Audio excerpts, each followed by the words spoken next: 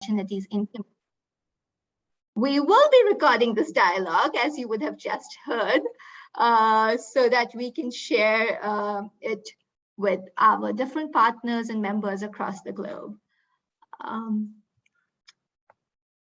I think everybody is used to Zoom meetings by now, so we don't have to go into a lot of detail on Zoom etiquette. But just to say that we are expecting a lot more people, so we are going to request everyone to be on mute, except when you are speaking.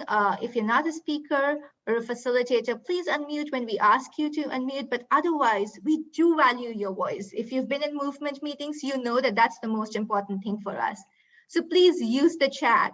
We religiously monitor the chat, and we religiously try to see what's going on, what people are saying. So comments, questions, thoughts, ideas, examples, anything that you have, please use the chat box. We will be keeping an eye on it and making sure that your voice is carried forward.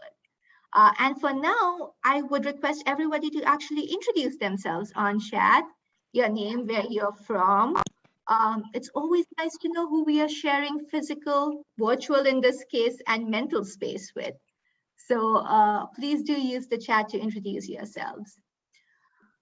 This dialogue is actually the second in a series that the Movement for Community-Led Development is organizing. And for those of you who are new to the movement, we will share more about it shortly. For now, I'll just say that the movement is a global consortium of over 1,500 local civil society organizations and 74 INGOs that believe in realizing the power, promise, and potential of every community. We realize that, with the pandemic, there has been a growing realization on the need for community-led development, or locally led development, or localization, whatever name you want to call it. There has been a growing realization of that. What we often encountered is that for many people, it seemed like this is a great idea. I'm not sure this works in my sector, or it's not really applicable in my work, or how does this actually work in my sector, or how is it applicable in our work? And so these sector dialogues they're designed to have these conversations, to learn from each other, because we know many of you are doing amazing work in this field, are using truly community-led approaches and have seen great impact. So to share some great examples, to learn from each other, but to also address some of the obstacles and barriers we face when we do our work, when we look at community-led approaches, and to really look at the pathways and way forward. What is it that we can do, to strengthen community-led approaches in the livelihood sector and in other sectors? So, like I said, this is the second in our series of sector dialogues. We are going to be having, we had the first one on WASH in August. This month, we have 2 other sector dialogues on health and access to justice, and then we have education and climate coming up in October. So this is going to be a series. These are designed to address specifically, looking at the sector and CLD approaches in that sector. We will talk a little bit about this towards the end of the call, but we hope that, not just to share the key takeaways and recordings from each of these meetings, but we also hope that, there will be a position paper that comes out of each meeting on CLD in that sector. So if we can move to the next slide, please. Wonderful. Our structure today is going to be that we're going to start with a panel discussion. We have 2 wonderful panelists. So we're going to start with a panel discussion to frame the issue. Then we are going to go into breakout rooms where we're going to talk about, how we've seen CLD happen in our sector. We're going to share some examples. We're going to talk about obstacles. We're going to talk about way forward. And then we are going to come back for a call to action and close. It's a simple agenda. Why are we doing all of this? I think pretty much everybody knows here. We all know that with the pandemic, we've seen the equivalent of more than 255 million full-time jobs being lost in just 1 year. We know for the first time in a generation, extreme poverty has gone up. we also know that the nature of this poverty has changed and that it's become, right now it's affecting people in urban areas more. We know that youth are going to be disproportionately affected. We already know that this, disproportionately affects women. And these are the things that we want to address through community-led development approaches, because we believe that's the only sustainable way of doing so. But without further ado, I'm going to request my colleague, Ben, actually, to first tell us what the movement is. So Ben, over to you. All right, thank you, Yunjin. So let's start off just describing what the movement is. So the Movement for Community-Led Development, or MCLD, was launched in 2015 on the same exact day that the Sustainable Development Goals were adopted by the UN General Assembly. A group of organizations came together to highlight that if we truly wanted to achieve the SDGs by 2030, then our traditional top-down approach wouldn't cut it. We needed an integrated strategy at the local level with a devolution of power and resources to communities. And thus, the Movement for Community-Led Development was born, so as to promote 5 key goals. The first goal is voice and agency for women, youth, and marginalized groups. The second goal is adequate community finance. At least 20% of public resources needed to be given to communities so that they could enact the changes they needed in order to best support themselves. The third goal is good local governance, which is driven by civic participation and civic engagement so that the people can make their will known, so that the people can make their interests known and actually get the changes they need. The fourth goal is quality public services, and this is an offshoot of the previous goal because it is brought about by civic engagement and demand for these services. The fifth goal is resilience, and this is only possible at the community level. As COVID has shown us, community leaders are the first responders to any issues that arise, be they pandemics, natural disasters, or poverty. And without resilient communities, we cannot get resilient populations, we cannot get resilient countries, we cannot get a resilient planet. So, with this in mind, what is the MCLD now? Currently, we have 1,500 local CSOs and 74 INGOs as members of the movement. And the Hunger Project, one of those INGOs, serves as its global secretariat. We also have national chapters in more than a dozen countries across Africa, Asia, Latin America, and Europe. We partner with CSOs and NGOs and governments around the world in order to advance these goals. Now, what is our theory of change? How do we actually try to accomplish these goals in the first place? We take a two-pronged approach in order to actually create change. The first prong is advocacy projects and partnerships to facilitate engagement and mobilization at the national level. Doing so allows us to promote decentralization, the devolution of power and resources from the top down. It allows us to get the power and resources from the national governments into the hands of the local communities. And that leads to the second prong, which is working with local communities and CSOs to promote community-led development. It includes providing resources, training, whatever they need to support communities as they become healthy, productive, resilient, and self-reliant. And as these two prongs converge, we can get actual change in the form of improved capacity and country-owned CLD programs, which will help us reach the Sustainable Development Goals. Through all this, we hope that we can get governments to grant communities more power and resources, which the communities will then use to grow, provide services, and empower those who most need it. Thank you, Gunjan. Back to you. Thank you so much, Ben. And now it is my absolute pleasure to introduce our moderator for the day. Dr. Laute Lawson Lartego is Oxfam America's Interim Co-Vice President of Global Programs.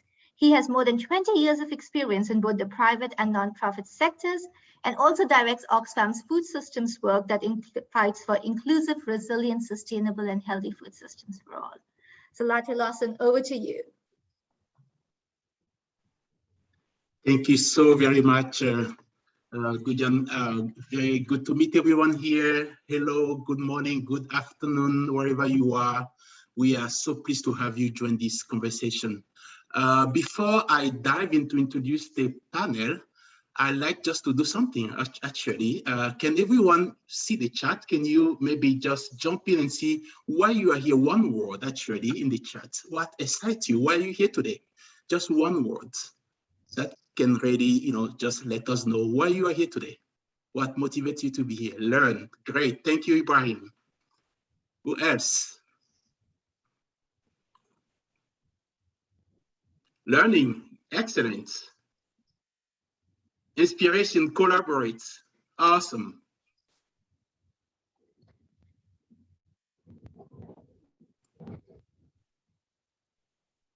Okay, great. So thank you again for joining. We are here to really talk about localizing livelihood, expanding opportunities in communities. Obviously, for me, working for Oxfam, sitting here in Washington, D.C., we all have been stuck, right? Working for international organization, one pleasure that we have is flying around the globe to see the work, meet community. But we, for the past 2 years, we really can do that, right? So to me, this COVID has really brought to life how community-led development is so essential. We have to rely on them. They know their context very well, and they have to own their own development. So that's what excites me to join this conversation today. And we have 3 great panelists here. Dr. Stephen Cummings, who is the Associate Director for Global Public Affairs at UCLA. UCLA is the University of California in Los Angeles, I believe. So Dr. Cummings has great experience in this area. He has worked for the World Bank, international organization like World Vision, and he's currently teaching classes on urbanization in developing countries, climate change, water and health and disaster management. I think those are really great topics, and hopefully he will bring his experience today so we can all learn and ask questions, collaborate, hopefully going forward. The second panelist is Sylvia Kananu. Sylvia is a project lead for USAID and work on Youth Excel project at IRES.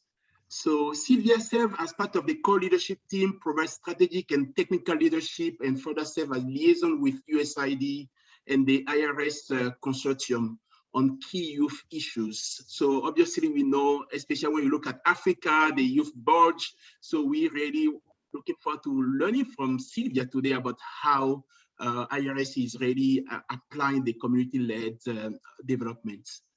And the third panelist is Adesua Idefi, who is Senior Vice President for Africa Program at Haifa International.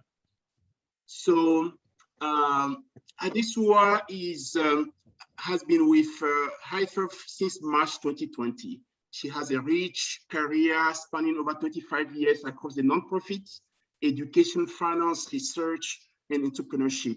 So I'm really excited to have her join today, and hopefully we'll learn more about her as well in terms of what Haifa is doing to apply this approach, but basically what she has also done in her previous career. So this is the panel today. We'll give each of them 6 minutes to really frame the work, what they do, what are they learning, the challenges, and then we'll have a question and answer before we go to the breakout room. So that's what we got today. So again, thank you for joining. And without further ado, I will turn it over to Dr. Stephen Cummings. Over to you.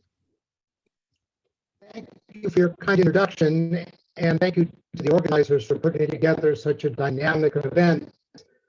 In the introduction to the purpose and vision, I thought it was essential that the presentation mentioned local governance and resilience, because many times movements around community-led development act as if the government doesn't exist. And I think the emphasis on local governance and the citizen relationship is really central to why this movement has great potential. In my remarks, I'm going to focus just on 3 issues for consideration. The first is inclusion. In many ways, community-led development has been in the forefront of bringing women and women's organizations to the table. But often in communities at the local level, it's not just about gender relations, it's also about minority ethnic and religious groups, and also very significantly about people with physical or neurodiverse so-called disabilities. Wherever we go in the world, including the United States, people with different disabilities are often among the poorest and most excluded for various reasons. Therefore, I think it's essential moving forward in thinking about what can be done in CLD to find mechanisms and ways to understand not only the barriers, physical barriers, but the attitudinal barriers, the stigma that often exists against people with different disabilities. That inclusion would revolutionize the lives of people who've been marginalized, and would also make the movement much stronger. The second point I would make is about the particular challenges of addressing livelihoods in urban areas. Livelihoods in large cities are quite distinct from livelihoods in rural areas. If one goes back over the last 50 years of international work, the greatest emphasis on participation, on livelihoods, on transformative development usually started in rural areas because these were where poverty was the greatest. That world has changed. Oftentimes, the worst poverty is in the informal settlements of large cities, and even more in medium-sized cities. So I think going forward, one challenge, but also extraordinary opportunity, is to consider what can be done in communities, in informal settlements, to improve livelihoods. And finally, while one of the 5 key points that Ben shared was resilience, I would argue strongly, and this comes from having done work, particularly in Bangladesh over the years, but also in parts of West Africa, that we still do not take the current impact of climate change to heart in all of our programs. Sitting in Southern California, where we've been fortunate not to have massive fires, but the northern part of our state has. Looking at the sudden floods in Islamabad recently, in Germany and the Netherlands, in the New York area, climate change still in many of our minds is something that is going to happen. We need to completely readjust to say climate change is happening every day, right now. Its greatest impact is on poor and vulnerable groups. And therefore, how can this movement be in the forefront of being innovative around taking climate to heart? Thank you. Thank you so much, Steve. I hope you were all able to hear Steve's points in terms of inclusion, especially including marginalized people, cities, urban poverties, and obviously resilience and climate change. So thank you. We'll go back to those and discuss. And now I want to turn it over to Sylvia to make your remarks. Sylvia, over to you. And it looks like the third speaker is not here, maybe having some issues. So we may have more time for you in case she's not able to join. So Sylvia, over to you. Thanks so much, Dr. Latte, for that. Pretty excited to be here to learn more about what others in this space are doing to promote community-led development in the different communities where we work. So as we continue, to frame this discussion around using CLD approaches to promote livelihoods, I thought the best way I could make use of this time is to talk about an approach as Youth Excel we are piloting called the ICONS. So the ICONS is an acronym that stands for Issue-Based, Place-Based Collaborative Networks. And so this is a whole system in the room, collaborative research approach. And the idea is to bring in youth and other stakeholders such as private sector players, public sector players, higher education institutes, and to come together to collectively tackle a shared problem in the local community. So let me try and make that more practical and visual. So Youth Excel is a cross-sectoral program, and one thing we knew we wanted to do was to elevate the voices of local youth and to promote locally driven solutions to community challenges. So we knew the role we wanted to play was to put resources to solve a problem that the local communities we serve care about. So here in Kenya, where I'm currently based, we started by dialoguing with diverse young people to identify their most pressing challenges and the communities where this challenge is seen as needing the most urgent action. And so through youth consultation, we were able to select a theme for this icon, this collaborative. And this was along the lines of enhancing youth work readiness among youth in a county called Kisumu, which is on the western side of Kenya. I mean, just as Dr. Latte, you had earlier shared, there's a youth bulge, that is affecting livelihoods. And so it did not come too much as a surprise that this was a pressing issue, but hearing it, validated and hearing this coming from the youth, makes it even more credible and for us to focus our resources on trying to address this challenge. And so again, Youth Excel primarily supports youth, and this is through working with either youth-led or youth-serving organizations in the communities. So something else we did differently as we went about putting our icon together, to make sure that this really is community driven, and we are hearing the local voice, was to work with a locally based Kisumu partner to identify the right set of youth organizations to incorporate into the icon. So speaking to something Dr. Cummins mentioned about, inclusion. So when you talk about inclusion, maybe you'll automatically think about young women and girls, minority ethnicities. But one thing we saw here was there are youth groups that I'd like to call the forgotten youth. They're the ones who do not typically receive the funding from USAID or other big donors. And we believe that these youth who can who have an incredible part to play in development need to be surfaced out. So rather than, okay, yes, we did put out an RFA, get applications, but more so what we did is work with this, our local partner on the ground to be able to identify who are the youth voices that we need to include here that would typically not easily be reached, if I put it that way. And so through this process, we can now say that over 70% of the youth participants we are working with in our icon represent youth-led, community-based organizations who are committed to helping their fellow youth become work ready.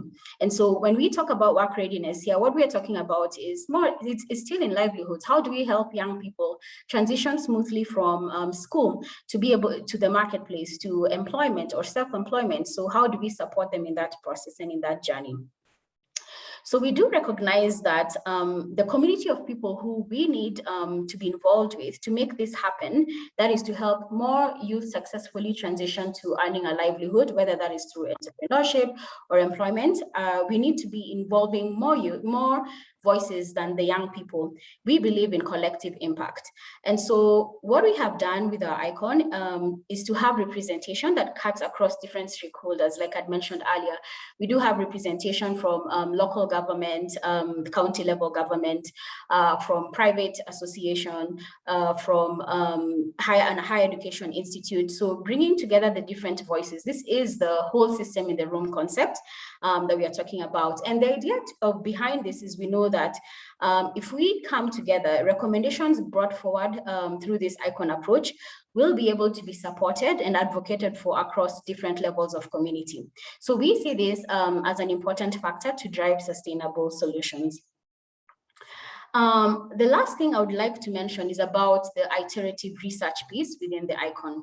So we do value and appreciate the local knowledge and locally led research.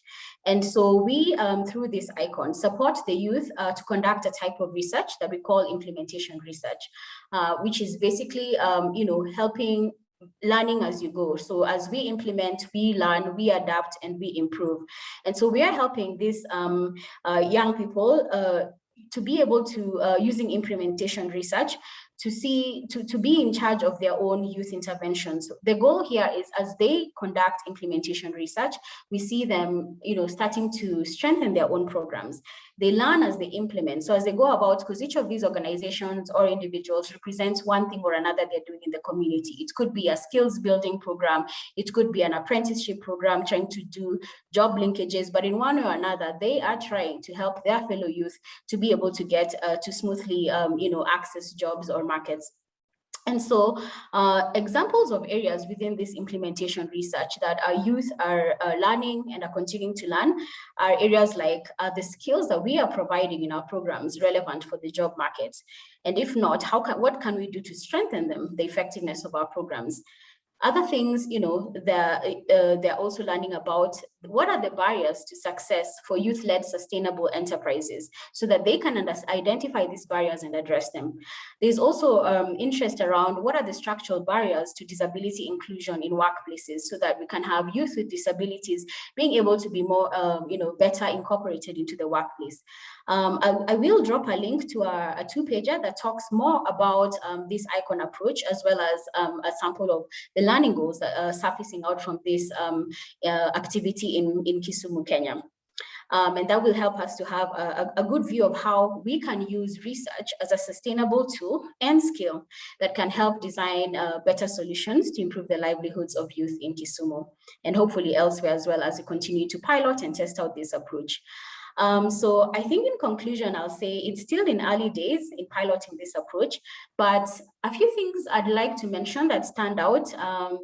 Participatory approaches, as we have seen, lead to better problem identification, participation, and ownership. Thanks so much, and I look forward to engaging further with you all. Thank you. Thank you so much, Sylvia, all those great points, and looking forward to see the link and obviously learning more myself. Great point. I love the implementation research led by the youth themselves so they can uncover some of those issues and apply that. So apply the research type. Thank you so much. I think now we have our third speaker, Adesua Ifedi. I hope I'm pronouncing your name well. So welcome. Thank you for joining. I know you were having some issues, so I'm glad you managed through. So please, share your remarks in terms of what HIFER is doing, but obviously from your previous experience as well, we see you have massive experience from the private sector and non-profits, research academia. So please, the floor is yours. All right, thank you so much for inviting me to speak on this topic. I think it's from the years I've spent in development sector, I think it's something that you will get to learn when you spend time on the ground working at the community level. The topic we're discussing here today is crucial because it's talking about shifting away from implementing projects that have start and end, or driving transformation that affect the systems that make things work the wrong way and supporting that same system to sustain itself into the future. And so I think this is so important because it's not a method of doing things we are here discussing. This is an innovative way of seeing how we used to work in the past and changing our mindset and our perspective and forcing ourselves to think more about permanence and transformational systems change. Those of us who've worked in this sector for a long time, we understand what we're talking about. With all the greatest intentions in the world, you can't design projects outside the inclusion of those who need it. The understanding also of the real issues on the ground and the fact that the poor communities we serve also have assets. They also have valuable things to bring to the table in coming up with a useful solution to transform their lives. And not ensuring that they lead this process is the beginning of the challenge. They are the permanents in those communities. They are the ones who will continue to be there with their children, their ecosystem, the local government that supports them. They are the permanents. And the leading role they play in designing a pathway forward is critical. As we say, people support what they help build. But I would say, taking it a step further, this is not about doing something for them. This is not about doing something with them. This is about supporting and enabling them to do something for themselves. And I was really excited listening to the previous speaker when she was talking about the youth-led program that they had done. HIFER has worked across value chain, supporting women, supporting smallholder farmers across 3 continents in the world, and also worked in youth-led programs. But one thing has always been the constant. We are a firm believer of community-led development. We have our own focus programs, which we call the Value-Based Holistic Community Development Program, which is really always the first thing that Heifer does when we work in communities where we implement our work. And we believe that the ability to harness the power of the community that is on ground, to awaken their understanding to the fact that they can have control and they can also have a voice and they can be part of their solution is something that we've seen has been very transformational.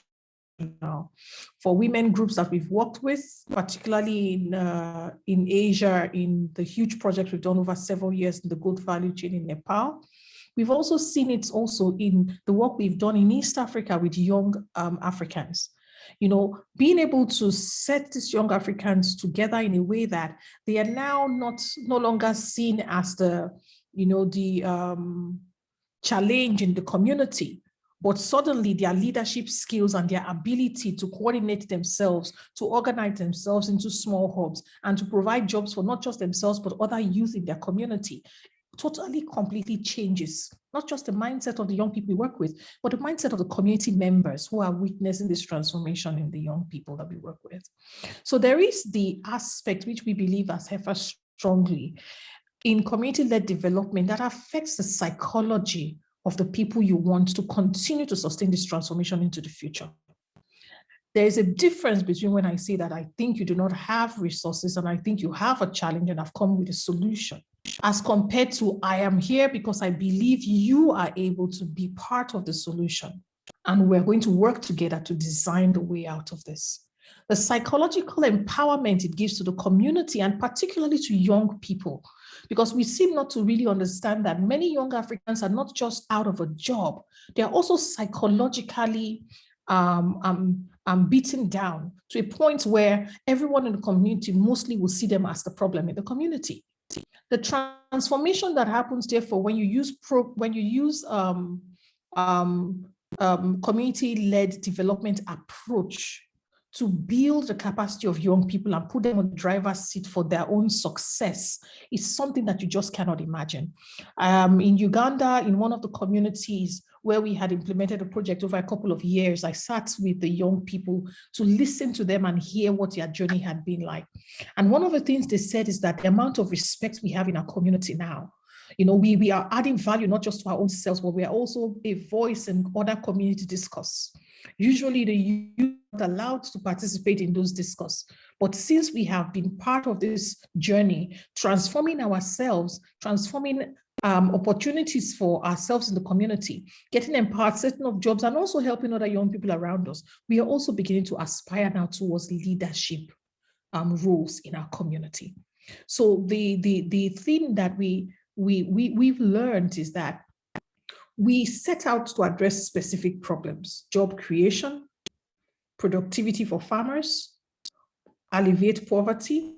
But at the end of the day, we address a multiple sets of issues that enable sustainable community development. You address issues that allows community to come together and look at issues of infrastructure. You address issues that create a voice for people who did not have a voice, and that voice is not just used for empowering themselves. That voice is now used as part of speaking to government and speaking in critical places where power needs to shift to the community. Because the minute you drive a community-led development process, you unlock the power of the community to demand for what they should get over and beyond just the training. And that is where sustainability comes with. My journey working in development sector is one that has helped me to understand that the baggage that we see people in our communities carry is not just one of not having finances, right? But it's also one of being perceived as not being able to make any useful contribution to either themselves or to society.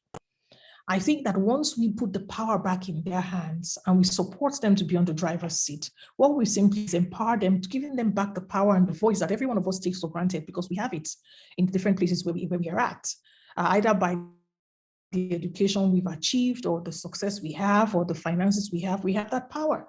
And so community-led development ensures that we are supporting the community to know that they have the power And we're enabling them to leverage that power and to use that power to not just deliver results for themselves alone, but to now begin to take charge of the development in the community. So we feel very passionate about this because we think that it's not just a process. You say there are many ways to implement projects. One, you can do it with community-led development. The other, you can do it with this. I think in summary, I would want to leave this conversation by saying that we have to examine what real change and sustainable impact is. Is it about empowering a certain number of people who you can actually say, oh, now they have moved from $5 to $50? Or is this about shifting the systems and the powers that did not allow them to earn an income in the first place? We have to begin to think through what the dynamics are, and we have to design to address those dynamics. And I believe that the tools in community-led development enables us to do that we go beyond just the scope of saying they don't have they had $5 income, now they have $20 or $30 income, to say that we are now addressing the systemic issues that have stopped them from being able to empower themselves. And I think that that's really what the goal and the focus should be. So thank you very much. I was told I had 6 minutes, and Yes. I hope that my contribution has been helpful. Thank you so much. You are just making me, smile a lot. Completely agree with your last statements. We are here for systemic change, right? Yeah. So how do we measure our success? Is it just increase in income, or how do we change the system that surrounds this and perpetuate this kind of injustice that people face? I'm really excited. You can see my excitement. I hear that from you as well. Thank you so much for those wonderful remarks. We have 3 wonderful panelists here. What we will do now is to open it up for some questions and answer, and then I think we have about 15 minutes for this, and we can then go to the breakout room. Right. So there are already some questions in the chat. Please feel free to use the chat, or you can also raise your hand. We are about 40 here, so it's not a large group, so you can also raise your hands and we'll call you. So one question that I'm seeing in the chat so far is, I think the age issues, right? I think varies from country to country, but Sylvia, do you want to take this? What are the key challenges, especially from the age bracket and people most of the time are out of the age bracket? How do you deal with that? Right, thanks for that question. I think that came from Aya. So I think the question is about how do you deal with youth, I'll call it overage youth, but I'll come to that, who, for example, as mentioned, above the age of 40, who still want to participate. And my response to that, and I'd love to hear the comments from the other panelists, is that, of course, first and foremost, I do recognize that different, depending on the projects you're working with or programs, there's different definitions of youth, right? It could be 15 to 29, it could be 15 to 35. More commonly here in Africa, it's 15 to 35. And so I think there needs to be that sensitivity that, when you're working in areas that, the communities have had less opportunities to develop, then probably having a bit of flexibility to see, okay, could we extend that from 29 to 35? But that said, I think one of the things that happens is if we solely focus on working with youth, like youth-led organizations, what happens to them? Because youth is transitionary, right? You can't, we'll grow, we'll and become adults, but what happens to these youth who have been passionately fighting for the, for the empowerment of young people, for the inclusion of young people, and what happens to them when they pass the age of 35? That's the age of youth. So they suddenly find themselves in this space where it's like, the opinions don't matter as much as they used to before. So, and all those experiences that they've had, all that, the rich experiences that they've built, kind of like can get lost if we don't find a way of incorporating them. So what I was trying to answer on the chat is that I believe that in community-led development, there is a space and a place for both working with youth-led organizations and youth-serving organizations. At the end of the day, both organizations are existing, for example, to empower young people to address challenges, to be at the driving seat for the change they want to see in their community. So I think it's more or less determining how do we want to work with the different groups to achieve a common goal that all of them have. Thank you. Thank you, Sylvia. There's another question here. I see the chat is from Marion. How do you sustain interest in cultivating sustainable livelihood? They usually break off when there is no secure funding. So obviously, I think the main question is, how do you sustain those kind of intervention, right? So, project-based approach to long-term sustainability. How do we solve those issues? Who want to take that? I think that can go to anyone on the panel. Maybe Adesu, I don't know whether you have any thoughts. I'm happy to jump in there, right? I think even the fundamental basis on how we think about programs and projects is the challenge. A project is a temporary thing that has a start and stop, right? By definition in the dictionary, right? So, but when you want to build for sustainability, you are thinking about a long term from day one. And we know that there is no amount of funding that is going to run throughout the life cycle of that successful implementation. So from day one, you have to design with the sustainable funding model in mind and understand that you are triggering this transformation with whatever funding you have, and identify local funding that will connect to that funding and other opportunities that will take this to a sustainable place. The biggest challenge is when we rely wholly on funds that come from somewhere else, and we do not even look within the community or even think about the various local opportunities that will sustain this design in the first place. And so the 4-year funding is over, and now there is a closing ceremony. And so there is also a closing impact as well, because everything else that has been achieved goes away with the closing ceremony. And so I think it starts from not when you are at the end of a project that you start thinking about sustainability. As you design the project, you have to think about where are the local funding, where are the opportunities on ground? Are there entrepreneurs? Are there people who can actually be plugged into this to deliver this service in a sustainable manner? And that has to be well thought through. It's always a challenge if it's only thought about because the donor asks you in one of the columns, write about sustainability. I think that the integrity of your design should focus on the fact that you want that impact to live beyond the project being implemented. And that should be the motivation to think through these local sources and think through how this can be sustained. And this is why designing for system change, as new as it might be for many of us in the sector, that's the best way to go, because you are trying to say, why is this problem existing? What needs to be done to sustainably change the dynamic so that this does not exist anymore? And they are local players, and there are local power stakes here, and there are local changes that have to be done with a lot of strong buy-in at the community level. And I think this will change the way in which the program is even viewed and the challenges we've all experienced over the years of funding being taken away from projects. Thank you. I think I see a lot of nodding here, and I love this design for system change as part of the sustainability plan. Thank you.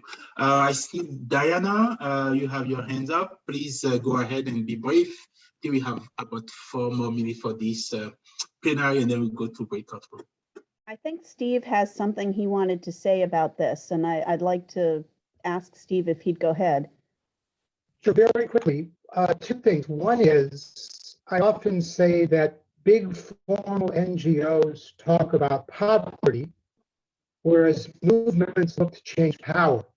So those aren't the same thing. And secondly, I distinguish between youth organizations, big international bureaucracies, and what I call organizations of youth, where young people have organized and mobilized themselves. Because the latter are the ones that really bring the voice from the street into these situations. And I think it's very important that movements such as this look to organizations of. Lost you. Okay, yeah, okay. I think you made your points. Is if I understand correctly, It's also about movement building, not just international organization or even local, but how do we sustain that movement as well? Thank you, Steve. Yeah, Diana, please go ahead. So I'm really happy with this panel. This has been fantastic so far.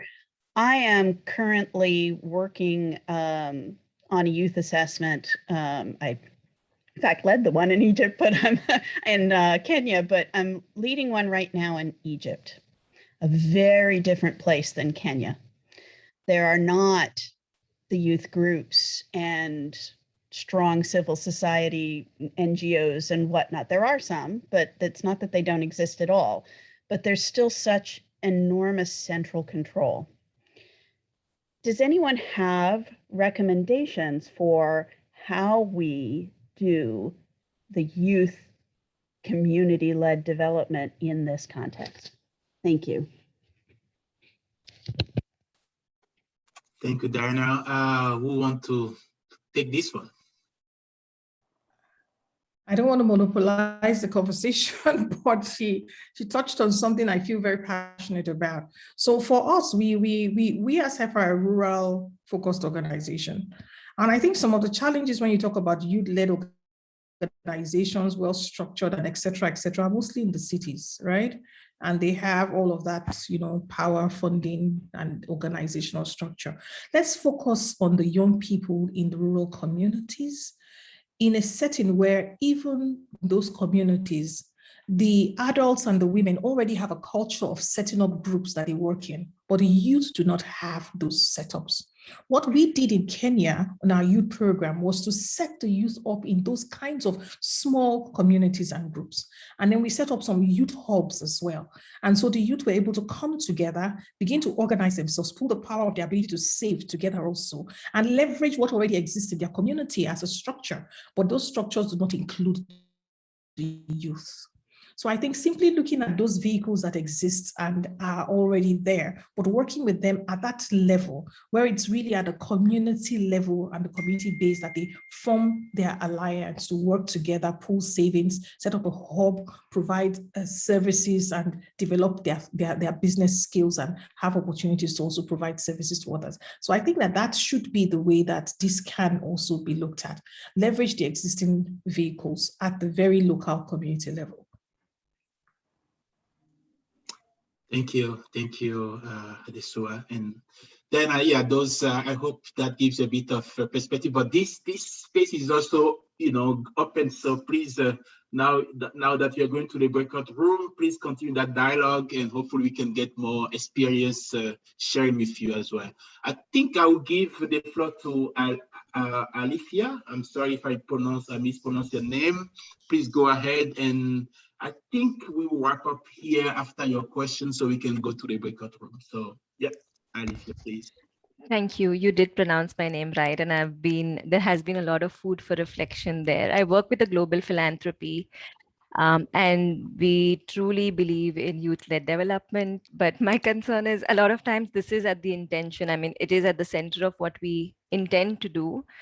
But the word community-led, the word community itself needs to be unpacked a bit, because I see it being used a lot among my peers and even internally in our own organization.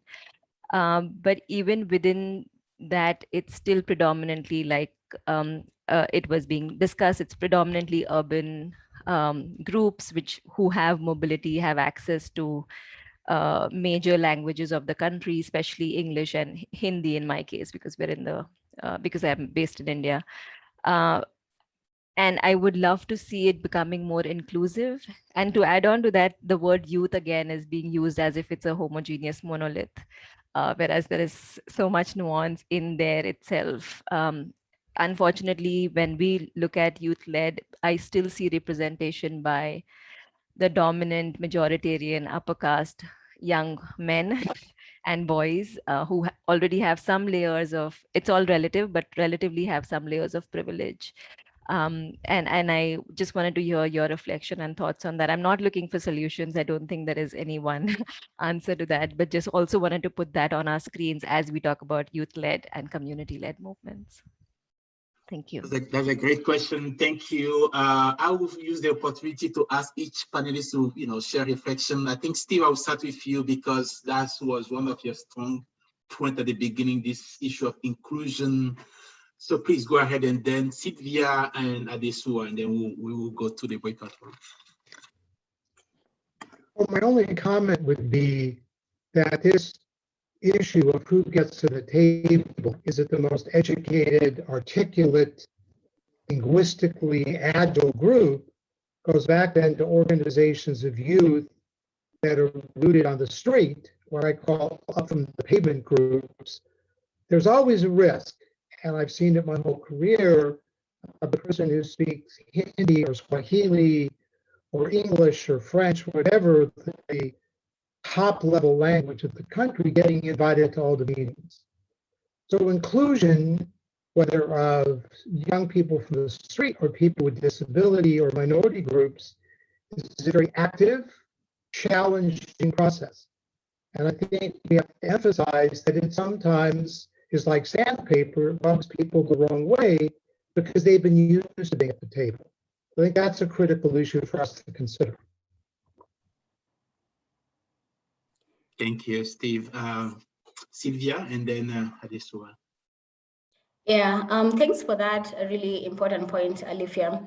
And I think if that is going to change, yeah, just as you've shared, this is not going to happen overnight or in this session, find the solutions. But I think as people in the development space, we have to be ready to ask ourselves uncomfortable questions. If we're going to, how do we reach the hard to reach youth? So what are our mechanisms of reaching young people? Is it that, how do we reach them? Are we willing to change this if it's not giving us the hard to reach youth, the underserved populations, right? Are we willing to invest more time, for example, in having budgets that include accommodation, yeah, for, accommodation for disabilities and so forth? Are we willing to spend more time, more energy, more resources to be able to reach these youth? If we are not ready to take that step, then we'll probably be having this conversation for a long time going forward. So I think to some extent, if we take that intentional step, and I know sometimes with the structures of the donors we work with that may be rigid, how do you support organizations or youth who do not easily check into the requirements, for examples? So I guess what I'm saying is we have to be willing to take the risk and push ourselves to uncomfortable zones if you're ever going to see this change. Thank you. Thank you, Sylvia. And Adesua, you have the last words. Thank you very much. I think very strong and important points, right? When we look at the demographic of young people in Africa, let's talk about those who are most challenged. There are those who do not have more than high school education. There are those who do not have more than primary school education. There are those who live and walk around rural communities, mostly on the farms. If we really want to have impact on youth who are most vulnerable, we have to target that group. And it's not difficult to find them. They're there in the local communities. That's where they're at. The challenge is that, the former speaker has said, that design comes with a lot of further effort and concentration. But for us in Heifer, that's the space we've worked in years. And so that's the landscape that we know. And the interesting thing is that, in my opinion, designing in that community is not too different from the other. The difference is that here you are going to deal with the youth who really have the challenges and give them the chance to have a voice. And I think your impact at the end of the day is most significant. And let's continue this conversation. Let's continue to push and challenge ourselves. I think that if we continue to call this out, that's where we will start the process of rethinking how we define and address those who need it most in the youth category across Africa. Thank you. This is such a great panel. I don't even want to, for us to go to the breakout room, but we have a plan. So hopefully we can have more interaction. So I will call on one of the organizers, Gujan, if you want to come in and just share how the logistic about the breakout room. And then we'll come back and conclude with some thoughts. So yeah, Gujan, over to you. Thank you so much. And thank you, to the great panel. This has been such an amazing discussion.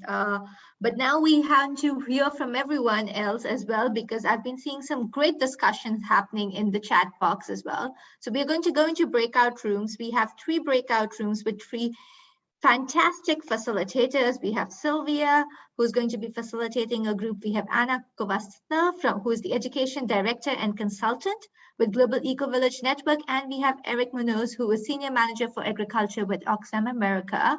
So we're going to have about 25 minutes, give or take a couple of minutes, to go over some of these issues, questions that we have had, thoughts, ideas, obstacles, problems, and then we'll come back. If there is any problem, we will help facilitate your movement into the breakout rooms, but you should all see a pop-up coming up within the next few seconds, inviting you to join a breakout room.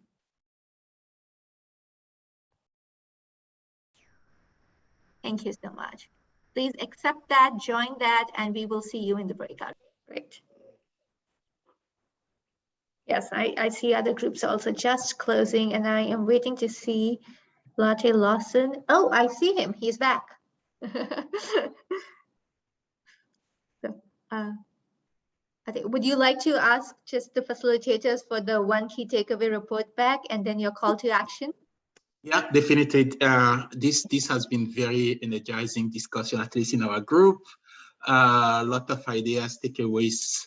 I'm sure it's the same for yours as well. But obviously, we have someone who has taken notes in our group. I'm sure it's so we can also share those things out.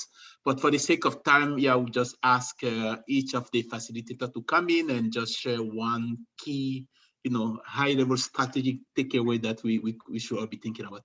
So we want to start. I see a number of them. Anna, Eric, who else is facilitator here? So Anna, do you want to start, please? Sure. Hard to have one takeaway. I feel like we touched on many issues. I do think one takeaway that I have, we spoke about the challenges from the very local to the global, and we finished on a note of how dangerous it can be for some of our friends and colleagues in some environments to do the work that we do when we speak about systems change, that we challenge everything from gender norms to existing power structures, and this is not easy. So one thing was to really acknowledge that some people put their life at risk and some people are killed, and how we can support and work with that, but also how we can work at multiple levels to support the local level. And that includes even a global policy level that can support a much more changeable and, kind of conflicted situation on the ground. So I think this is one of my key takeaways. Thank you, Anna. Eric? Sure. We were in the midst of a very rich discussion when we had to come back to the plenary, so I'm sure we could have gone on for some time. We spent a lot of time, I think, in plenary. My observation, we spent quite a bit of time in the plenary discussing how to mobilize and support local communities and civil society organizations in engaging in planning their own futures, right? But we talk less about the private sector and other actors, and so in our small group, we moved in that direction to talk a little bit about what's the interface between civil society organizations, community-led movements, and the private sector and policymakers. Where does that happen? How do we facilitate and support it? So examples of multi-stakeholder platforms in Zambia that are helping to create the space for different actors to come together, and then local governance structures in Sierra Leone where that's also creating the kind of network space for different actors to interface. So I think there's really interesting additional insights that came out of the small groups. Thanks. Excellent. Thank you, Eric. And yeah, Cindy, I think you are the 3rd facilitator, right? So you have double hats, panelist and facilitator. Please go ahead. Sure. So I think we didn't get around to finishing all the questions, but it was interesting discussions. Allow me to just share two very brief takeaways. And so one of them was from an example, and I'll summarize it as follows. When women feel safe, when women feel protected, then that can spark innovation that leads to better livelihood opportunities in the community. The second one is about when there is a lack of respect for community knowledge, we may have inadvertent consequences that could serve as barriers to effective community-led development. So I'll summarize it as that. That's beautiful. Thank you. Thank you, Anna. Thank you, Eric. Thank you, Sylvia. And also thank you to the panelists, Steve and thank you, Ade Sawa, please. Thank you. Thank you all. I think this concludes our discussion today. Some, for me, some just key takeaway, call to action. Obviously, I think one thing that I hear is we can increase livelihood, we can increase income for the short term. That's great. People need to live, people need to buy food, etc. But we also need to be looking at systemic change, right? How do we change the whole system that surrounds what we do in livelihood? How do we look at market system? How do we look at policy structure, right? Do we have the right policy? How do we bring different key players, the private sector, civil society, and how do we support movement building? So I think the whole system change was one key takeaway and call to action for the community. Another one is really the issue of inclusion, right? Inclusion and diversity, right? Who do we have at the table? So how do we ensure that in our programming, in our work, there's something we say at Oxfam as part of our feminist principle is nothing about me without me, right? So how do we bring those different perspectives, indigenous population, people with disability, marginalized group of women, different ethnicity, etc. How do we be really, in terms of thoughtful, deliberate as we plan, bringing that in our budgeting, in our timeline, how do we do that more consciously so we can have this meaningful community-led development? I think so. Those are some of the few call to action, and hopefully this space will continue to grow. Obviously, with COVID, we know that people's livelihood is really at stake. So how do we continue to also advocate different government here in the US, in Europe, in Africa? So governments everywhere can continue to prioritize social protection support for the population, especially as we see increasing, guidelines for people to stay home. I was talking to my family in West Africa. So how do we continue for those governments to take responsibility to protect the population and to ensure livelihood? And obviously with eye to marginalized population, women, young people, etc. So I think those are a few reflections from me. Again, thank you so much for taking the time to engage. I hope it's been useful for you. I hope you learned something today. I hope you made one connection today. I just got one linking connection to this space. So I hope, it's worth it for you. Thank you so much. And I will turn it over to our colleagues at the Movement for Community-Led Development. Thank you so much, Dr. Lawson. That was amazing. A very big thank you to all our panelists, facilitators, and really to all the participants, because you are what makes the discussion so rich for all of us here. Just a few quick housekeeping almost announcement and next steps. As I mentioned, we will be sharing the recording for today's event, as well as the key takeaways with everybody and circulating them through our newsletter to different platforms. We also intend to write a position paper on community-led development approaches in livelihoods, and we will be sharing it with everybody, but the draft will also be shared with the moderators, the facilitator, the panelists for inputs. And we really hope that this is just the beginning of a conversation and discussion. Actually, not even a beginning. We know it's an ongoing conversation for so many of us and something that we've all been thinking about and, engaging with. And we hope in the movement that this continues. Please remember, we in the movement are here really to just serve as facilitators for all our partners, for organizations who are in the movement, to be connectors and collaborators here. So anything that you wish to do, anything that you wish to share, if you've written papers on this, if there's something that you would like to share, please do not hesitate to get in touch with us. And finally, I just want to flag 4 events which are coming up. Like I mentioned in the beginning, this is the second of our sector dialogues. We have 3 more sector dialogues. We actually have 2 more sector dialogues coming up this month. On the 28th, we have the health sector dialogue. And on the 30th, we have access to justice. So for those of your colleagues or others who may be interested, this is their area of work, please do share this with them. And we would love to see any of you who are interested and available at those dialogues. On September 29th, we have the MCLD monthly call, the global monthly call that we do every month. And on October 6th is the big event. So for those of you who are familiar with MCLD, you know that we've been doing, Sylvia, like you, we've been doing a collaborative research project for 2.5 years now. In this case, the collaborators are all organizations and members who have been part of the movement. We launched our first phase of research findings with President Joyce Banda in January this year. And the second phase, which is the results from a rapid realist review looking at community leadership and facilitation in food security. What is the impact of community leadership and facilitation on equity, resilience, and food security? And we've looked at 56 programs, including programs from many organizations that are here: Oxfam, Save the Children, CARE, Hunger Project, other organizations from across the world in this. We will be doing the big launch on October 6th at 8 a.m. With Don Steinberg, who is the USAID expert advisor on localization to the administrator.